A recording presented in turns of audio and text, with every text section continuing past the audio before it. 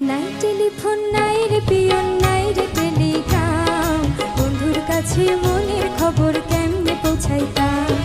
নাই টেলিফোন নাই রে পিয়ন